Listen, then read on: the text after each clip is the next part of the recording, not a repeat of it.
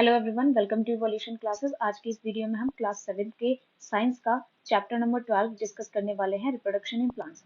Important highlights cover करेंगे इस video में। हम लोग सिंगल वीडियो होगी जिसमें इंपॉर्टेंट सारे हाइलाइट्स आ जाएंगे। शुरुआत करते हैं कुछ इंपॉर्टेंट बात से।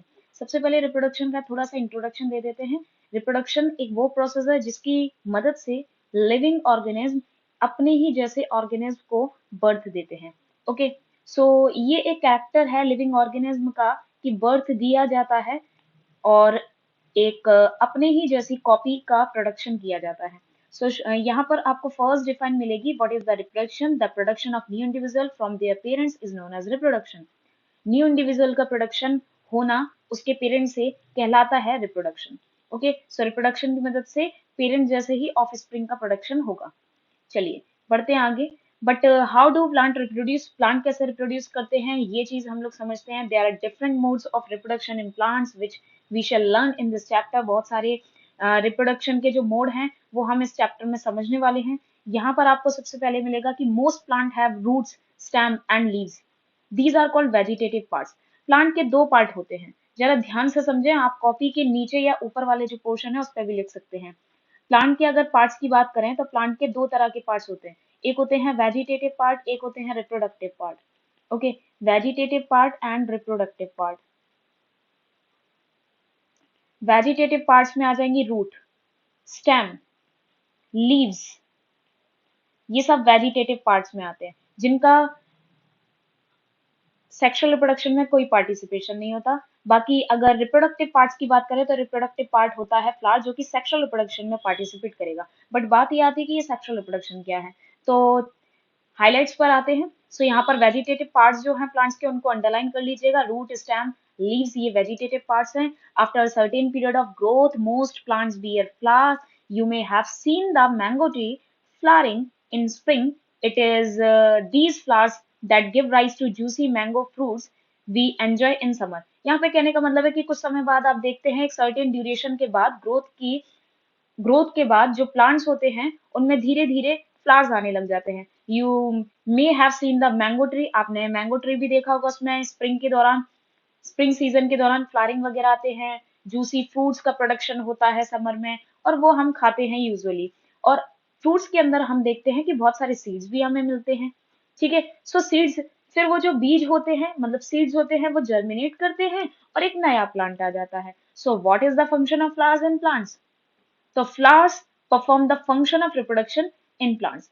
फ्लावर रिप्रोडक्शन का फंक्शन परफॉर्म करते हैं प्लांट्स में, इसीलिए फ्लावर्स को रिप्रोडक्टिव पार्ट बोला जाता है। What we call flowers? Reproductive parts. Okay, so यहाँ पर आपको बताया गया है कि कितने टाइप के रिप्रोडक्शन के टाइप हैं। तो दो कैटेगरी सीधे सीधे डिवाइड कर दी गई हैं, asexual reproduction and sexual reproduction. Asexual reproduction समझते हैं तो ये हाईलाइट करें आप। Asexual reproduction and sexual reproduction दोनों मिलेंगे आपको, बट पहले आपको सेक्सुअल रिप्रोडक्शन कराया जाएगा, देन उसके बाद एसेक्सुअल रिप्रोडक्शन का टॉपिक यहाँ पे देखने को मिलेगा। So in asexual reproduction plant can give rise to new plants without seed. यही इंपॉर्टेंट बात है कि एसेक्सुअल रिप्रोडक्शन में क्या होगा।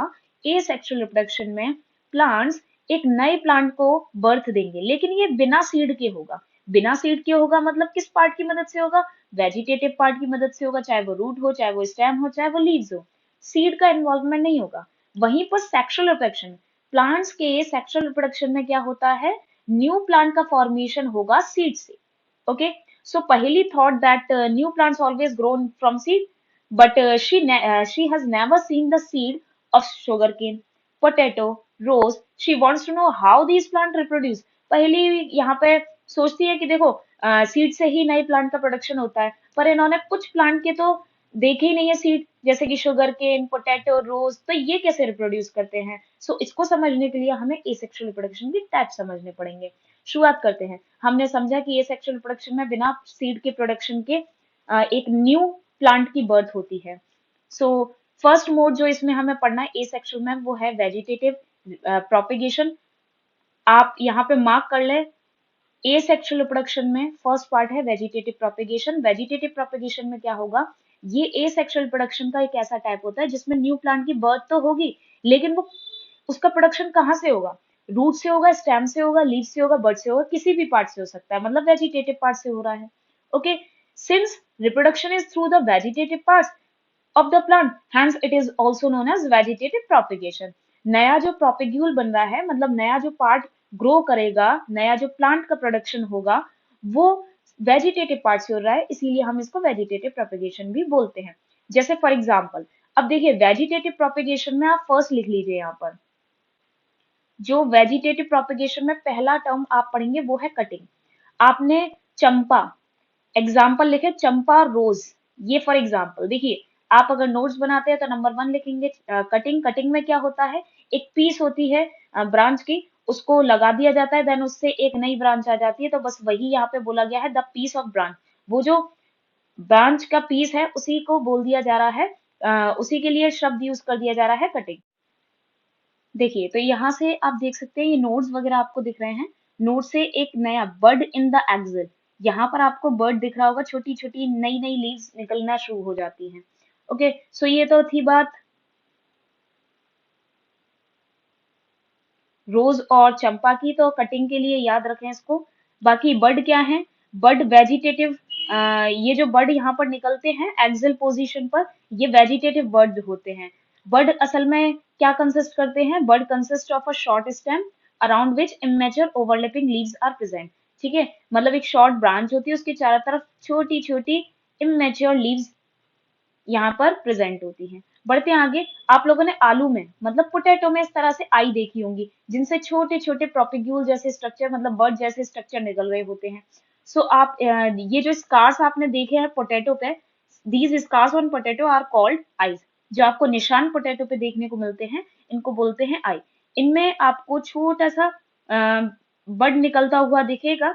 ये जो बड होते हैं, इनसे एक न्यू पोटैटो का फॉर्मेशन हो जाता है। ठीक है, सो पोटैटो प्लांट, यहाँ पे लिखा भी हुआ है, potato plant sprouting from an eye. यहाँ से एक न्यू पोटैटो प्लांट जो है अराइज होता हुआ दिखेगा आपको। Likewise you can also grow ginger और टर्मरिक। तो इसके एग्जाम्पल, इसी के सेम एग्जाम्पल आपको जिंजर भी मिल जाएंगे और टर्मरिक भी मिल जाएंगे। बाकी ब्रायोफाइलम की बात करते हैं। ब्रायोफाइलम स्प्राउट लीफ प्लांट भी बोलते हैं ऐसे। ये Bryophyllum has birds in the margin of the leaves. तो यहाँ पर लीफ, पत्ती जो होती है, उस पत्ती में जो मार्जिन होती है, वहां से एक नया बर्ड का फॉर्मेशन होता है। फिर ये जो बर्ड होता है, मतलब ये छोटा सा जो प्लांटलेट है, ये गिरेगा, और जहां गिरेगा वहां से एक नई प्लांट का फॉर्मेशन होता है। So if leaf of this plant falls on a moist soil, each bud can give rise to a new plant. Okay, बाकी ये आप देख सकते हैं जिंजर में, ginger with a new plants sprouting from it, इसमें से नया नया पौधा जो है निकलना शुरू हो गया। ऐसा ही आपको आलू में भी देखने को मिलेगा, एक नया आलू का पौधा वहां पर आ जाता है, ग्रो हो जाता है। So roots of some plants can also give rise to new plant. बहुत सारे प्लांट्स हैं जिनकी रूट्स से नए नए पौधे का फॉर्मेशन होता है, जैसे कि स्वीट पोटैटो है, दहलिया है। ओके, दहलिया एक बहुत ही अच्छा सा फ्लावर इसमें आपको देखने को मिलेगा। बाकी हम लोग बात करते हैं कैक्टस की। सो plants such as cacti produce new plants with their parts get detached from the main plant body. ठीक है, मेन प्लांट बॉडी जो होती है, उस मेन प्लांट बॉडी से जो भी पार्ट डिटैच होगा, उससे एक नए प्लांट का फॉर्मेशन हो जाता है, और each plant detach part can grow in a new plant. Okay, ये आप देख सकते हैं ब्रायोफाइलम यहाँ दिखा दिया है, छोटी छोटी पत्तियां, ये जहां गिरेंगी वहां पर एक नई प्लांट का फॉर्मेशन होगा। सो ये सारे टाइप है, आप हाईलाइट करके इनके एग्जांपल्स लिखते जाएं। बाकी plant produced by vegetative propagation takes less time to grow and bear flower and fruit earlier than those plant from seeds। कहने का मतलब सीधे सीधे ये है कि वेजिटेटिव प्रोपेगेशन के फायदे क्या है। पहली चीज तो वेजिटेटिव प्रोपेगेशन से वेरिएशन नहीं आते हैं, मतलब जैसा पेरेंट होता है सेम वैसा ही ऑफ स्प्रिंग होगा। दूसरी बात जो यहाँ पे इन्होंने बोली है कि समय बहुत कम लगता है। पहले किसी प्लांट में फूल आएगा, देन फूल के बाद फिर धीरे धीरे सेक्सुअल रिप्रोडक्शन होगा, बीज आएगा, और उसके बाद जो है आप उस बीज को लगाओगे, तब जाके एक नया पौधा आएगा। तो ये थोड़ी सी लंबी प्रोसेस हो जाती है। बाकी वेजिटेटिव प्रोपेगेशन में हमें सिर्फ एक पेरेंट की ही जरूरत होती है, सिंगल पेरेंट की, और एग्जैक्ट कॉपीज मिलती है। सो ये बेनिफिट है, एडवांटेजेस हैं। किसके एडवांटेजेस हैं, ये एडवांटेजेस हैं वेजिटेटिव प्रोपेगेशन के, लेस टाइम लगता है, जो नया प्लांट होता है वो एग्जैक्ट कॉपी होता है, जैसा पेरेंट होता है वैसा ही होगा। और नंबर थर्ड, यहाँ पर सिंगल पेरेंट की जरूरत होती है, हमें दो पेरेंट की जरूरत नहीं होती है। सेक्सुअल रिप्रोडक्शन में क्या होता है कि जो प्लांट प्रोड्यूस होता है उसके पास पेरेंट, दोनों पेरेंट के कैरेक्टर्स देखने को मिलेंगे और वो सीड से प्रोड्यूस होते हैं, इसीलिए समय ज्यादा लगता है। नेक्स्ट बात करते हैं बडिंग की। बडिंग में बहुत ही कॉमन एग्जाम्पल आपने सुना भी होगा, ईस्ट। सिंगल सेल ईस्ट जो है इसका यूज किया जाता है ब्रेड प्रोडक्शन में, ब्रूइंग इंडस्ट्री वगैरह में यूज किया जाता है इसका, ठीक है। सो these can be seen only under microscope. These grow and multiply every few hours if sufficient nutrients are made available to them. अगर sufficient nutrient provide कराते रहें तो ये ग्रो करते रहते, पर आप इन्हें माइक्रोस्कोप की मदद से देख सकते हैं। यहाँ पर आपको स्ट्रक्चर दिख रहा होगा ईस्ट का, ये देखिए इस तरह से बर्ड फॉर्मेशन करते हैं, developing bird, then new bird, एक के ऊपर एक के ऊपर एक चेन बर्ड बनती जाती है। ओके, बढ़ते हैं आगे। सो what is a bird? Bud is the small bulb-like projection coming out from the yeast cell is called bud. ठीक है, इस ईस्ट सेल से जो छोटा सा बड निकलने लग जाता है, एक छोटी सी bulb like projection outgrowth होती है, उसी को बड बोल दिया जाता है। ये बड धीरे धीरे धीरे धीरे ग्रो करता जाता है, डिटैच हो जाता है और एक नई ईस्ट का फॉर्मेशन करता है। काफी बार ये चेन फॉर्मेशन कर लेता है। Okay, so another bird arise from the bird from forming a chain, मतलब इस एक के बाद दूसरे, एक के बाद एक के बाद एक बर्ड निकलते जाते हैं। जैसे यहाँ से एक बर्ड निकला, देन इससे भी एक बर्ड निकला, देन इससे भी एक बर्ड निकला, तो एक चेन का फॉर्मेशन हो जाता है। ओके, और बहुत सारी ईस्ट प्रोडक्शन हो जाता है बहुत ही कम समय के अंदर। ये सारी चीजें पढ़ने वाली हैं जो अंडरलाइन हो रही हैं, बाकी सारी चीजें आपको लर्न करनी है। नंबर थर्ड है फ्रेगमेंटेशन, जो आपको पढ़ना है। ओके, फ्रेगमेंटेशन समझते हैं। फ्रेगमेंटेशन में क्या होगा? Fragmentation, you might have seen slimy green patches in the pond और इन अदर स्टैग्नेंट वाटर। बहुत जगह आपने जहां पर पानी ठहरा हुआ रहता है वहां पे आपने देखा होगा बहुत ही चिपचिपी से ग्रीन पैचेस रहते हैं पॉन्ड में, ठीक है, या फिर कोई भी स्टैग्नेंट कहीं भी पानी अगर इकट्ठा है वहां पर, तो वो क्या होते हैं? So when water and nutrient are available, algae algae grow and multiply rapidly by fragmentation. So fragmentation का एग्जाम्पल algae है।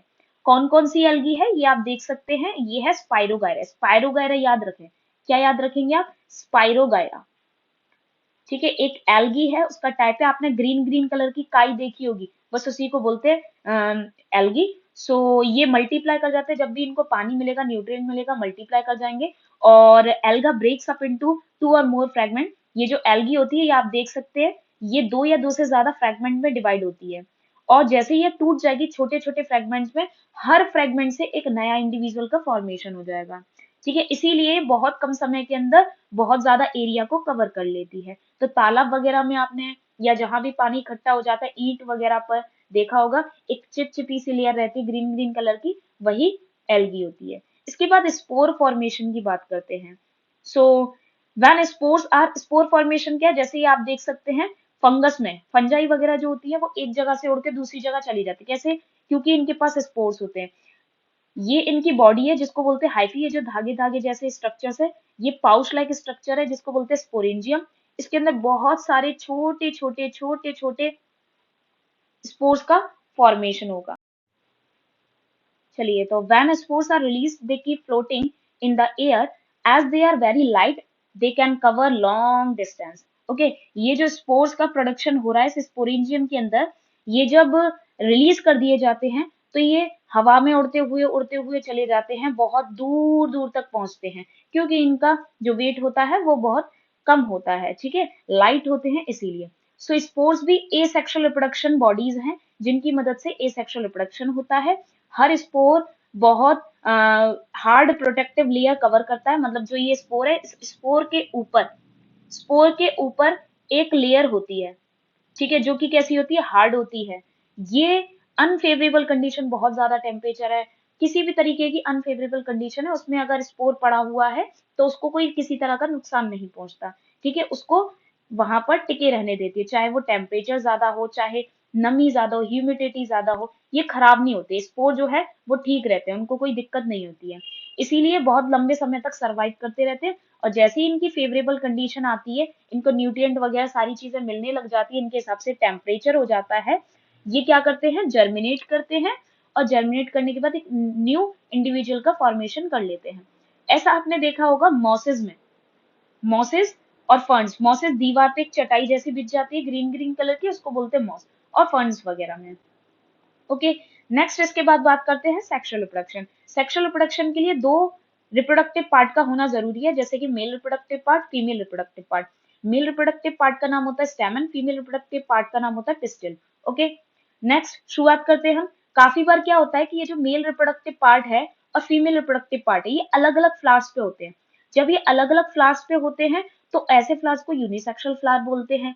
लेकिन अगर ये एक ही फ्लावर पे, जैसे हिबिस्कस, रोज, सनफ्लावर, ठीक है, इन सब में आपने देखा होगा कि दोनों रिप्रोडक्टिव पार्ट्स एक ही फ्लावर पर होते हैं। जब दोनों रिप्रोडक्टिव पार्ट्स स्टैमेन, पिस्टिल एक ही फ्लावर पे होते हैं तो उसको बाइसेक्सुअल फ्लावर बोलते हैं। सो यूनिसेक्सुअल फ्लावर्स के एग्जांपल ये रहे एंड बाइसेक्सुअल फ्लावर्स के एग्जांपल ये रहे। यूनिसेक्सुअल के एग्जांपल कॉर्न, पपाया। पपाया का मेल ट्री अलग होता है, पपाया का फीमेल ट्री अलग होता है। ओके, तो मेल ट्री पे मेल फ्लावर होगा, फीमेल ट्री पर फीमेल फ्लावर होगा, हो गया ना यूनिसेक्सुअल। कुकुम्बर, ठीक है, इन सब एक को यूनिसेक्सुअल, मतलब ये सारे जितने भी हैं यूनिसेक्सुअल फ्लावर का प्रोडक्शन करते हैं। वहीं पे सरसों, मस्टर्ड, रोज, पिट्यूनिया, ये बाइसेक्सुअल फ्लावर का प्रोडक्शन करते हैं। हिबिस्कस याद रख सकते हैं आप, हिबिस्कस बहुत कॉमन है, आपने देखा होगा, चाइना रोज जिसको बोलते हैं। ओके, यहाँ पे आप देख सकते हैं कि स्टेमन दिखता कैसा है। शुरुआत करते हैं स्टेमन की स्ट्रक्चर से। ये स्टेमन है जो आपको दिख रहा है, स्टेमन के दो पार्ट है, एक तो ये पतली सी थ्रेड लाइक स्ट्रक्चर, फिलामेंट बोलते हैं, ये है एंथर। एंथर के अंदर होते हैं पॉलन ग्रेन्स, पॉलन ग्रेन्स, और पॉलन ग्रेन्स कैरी करते हैं मेल गैमेट। ओके, इसी तरह से आ जाइए फीमेल रिप्रोडक्टिव पार्ट पर। फीमेल रिप्रोडक्टिव पार्ट का नाम पिस्टिल है। पिस्टिल के ये सारे पार्ट्स हैं। बेस में आपको फूला हुआ सा पोर्शन स्वेलन पार्ट मिल रहा है जिसको ओवरी बोल रहे हैं। Long thread like structure style है, and then this is the stigma. यही वो स्टिग्मा है जिस पे पॉलन ग्रेन आके स्टिक हो जाते हैं और पॉलन ट्यूब का फॉर्मेशन होता है, फिर मेल गैमीट को यहाँ तक पहुंचा दिया जाता है। ओके, चलिए, तो क्या यहाँ पे इंपॉर्टेंट चीजें हैं वो भी देखते हैं, क्या क्या लिखा हुआ है। सबसे पहली चीज बोलिए कि anther contain pollen grains which produce male gametes. Okay, anther pollen grains contain करते हैं और वो क्या प्रोड्यूस करते हैं, मेल गैमीट। और जो पिस्टिल होती है उसमें तीन पार्ट होते हैं, number 1 stigma, number 2 style, number 3 swollen basal part that is ovary. अब जो ओवरी होती है उसके अंदर एक या एक से ज्यादा ओव्यूल्स होते हैं, जैसे कि आप यहाँ देख पा रहे होंगे। देखिए, यहाँ पर आपको दिख रहा होगा बहुत सारे छोटे छोटे ओव्यूल्स हैं, है ना। ये जो ओव्यूल्स होते हैं आगे जाके सीड का फॉर्मेशन करेंगे, और जो ओवरी बॉल होगी उससे बनेंगे फ्रूट, फल।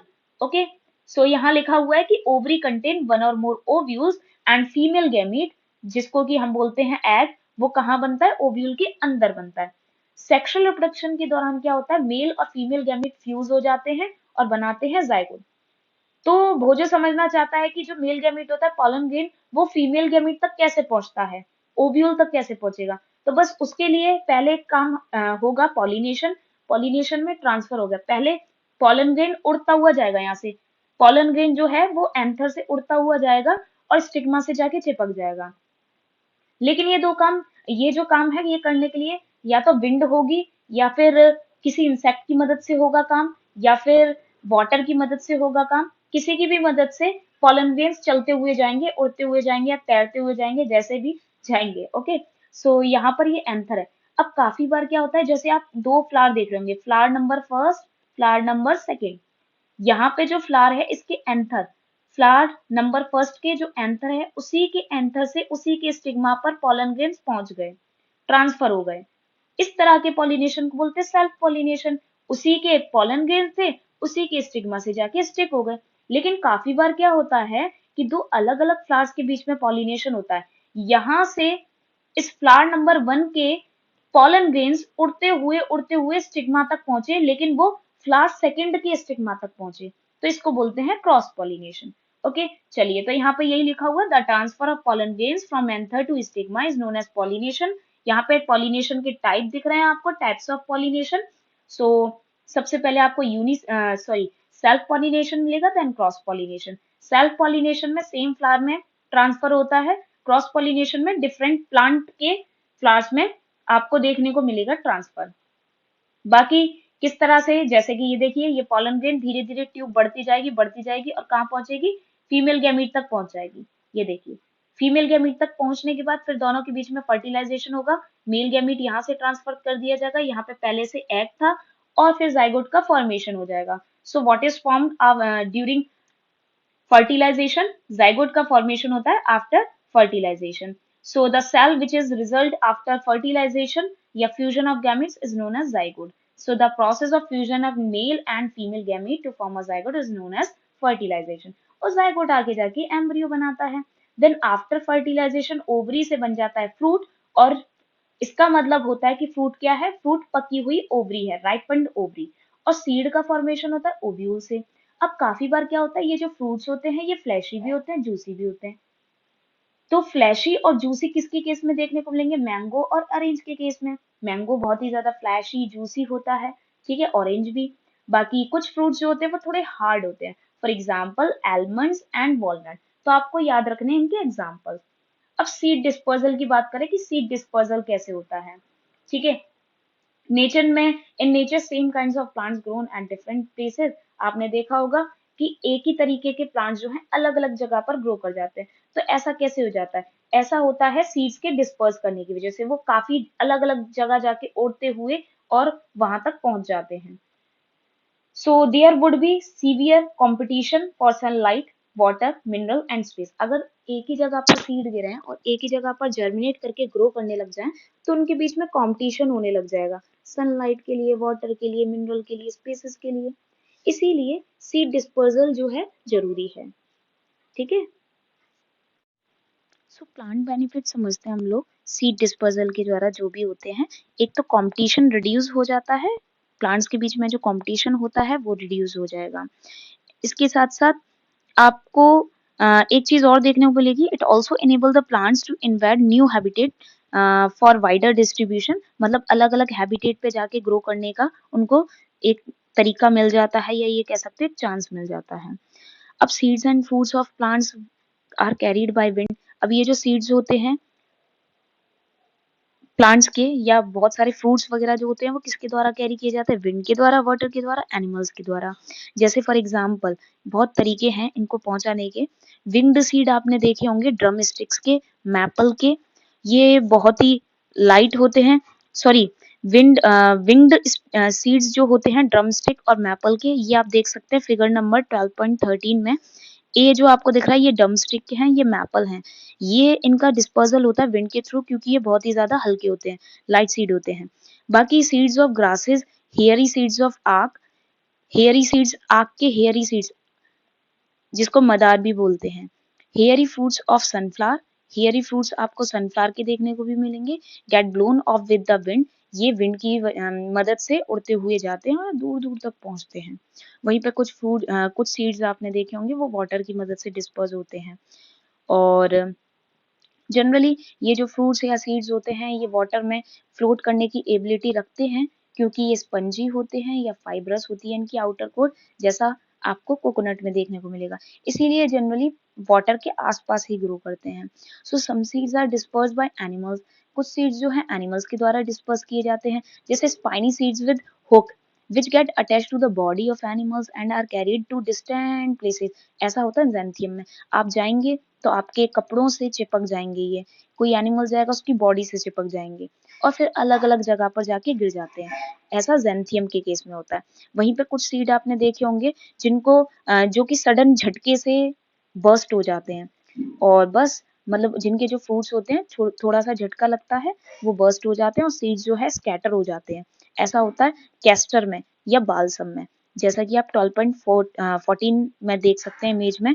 यहाँ पे हेयरी फ्रूट्स दिखाए हैं सनफ्लावर के, और यहाँ पर दिखाए मडार, हेयरी सीड्स यहाँ पे मडार के दिखाएं, आक के दिखाएं। ये देखिए ज़ैंथियम के इस तरह से स्पाइंस जैसे निकल रहे होते हैं सीड में से, इससे ये चिपक जाते हैं, फिर अलग अलग जगह पर जाके डिस्पर्स हो जाते हैं। ओके, सो वाटर की मदद से कोकोनट याद रखें, इन दोनों को याद रखें। विंड की मदद से सीड डिस्पर्सल बाय विंड, इनका सनफ्लावर का भी और आक का भी, और ज़ैंथियम एनिमल की बॉडी से स्टिक हो जाएंगे। ओके, सो ये सारी चीजें थी जो कि इम्पोर्टेंट थी इस चैप्टर के लिए। बाकी हम लोग मिलते हैं नेक्स्ट वीडियो में। अगर आपको ये वीडियो हेल्पफुल लगती है तो आप इस वीडियो को शेयर करें, लाइक करें एंड चैनल को सब्सक्राइब करें।